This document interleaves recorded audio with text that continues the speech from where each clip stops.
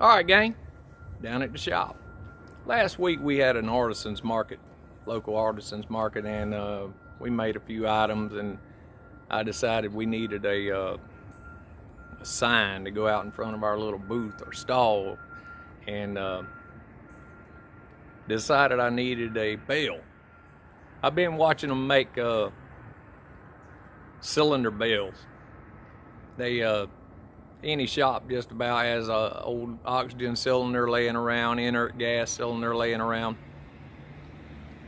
and I decided to cut the bottom off of one and make a bell, hang it on a post, and then we were going to signal if we had a sale at the little market, but then we ruled that out because it's rather obnoxious.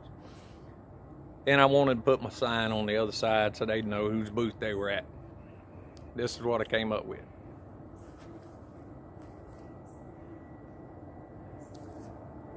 Put a 6x6 timber in.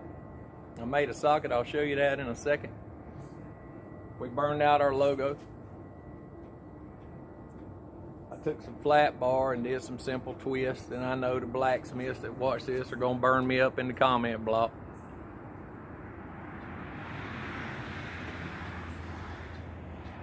It's not exactly uniform, but it is unique. And it's, for lack of a better term, good enough for what we need. I did the bell hanger, took a piece of 5/8 square bar, did a couple of simple bends in it, and then I did a twist, and then made a back plate. But the bell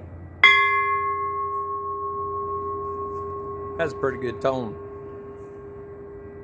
I'll turn you guys around and show you some of the details that I put on it.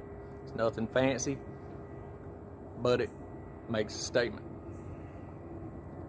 Yeah, I took a piece of 5/8 square bar, did a little hook on the end, and I'm probably gonna dress that up some more. Did a twist, brought it down, made a little irregular bend in it, cut a back plate out, hammer peened it.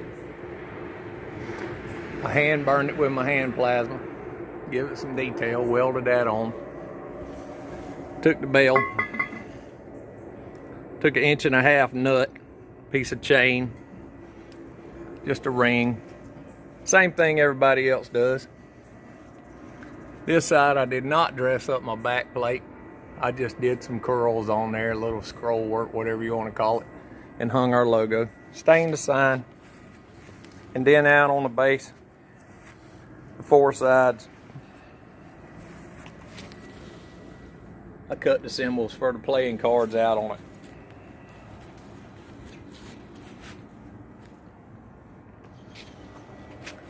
But all together, it's about 8 feet tall. Oh yeah, and I took a nose cap.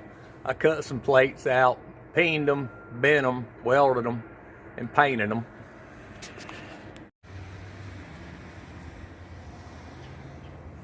That's it, nothing too fancy, but I'm down here in the shop, and maybe my customers will catch on that when I'm inside shooting sparks and grinding and getting into my own world, I've had so many of them come up and just surprise me all of a sudden.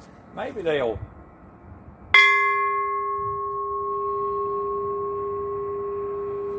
ring bell for service. Like, share, subscribe, comment. This is Mo Dammit, Tire Creek Ironworks out.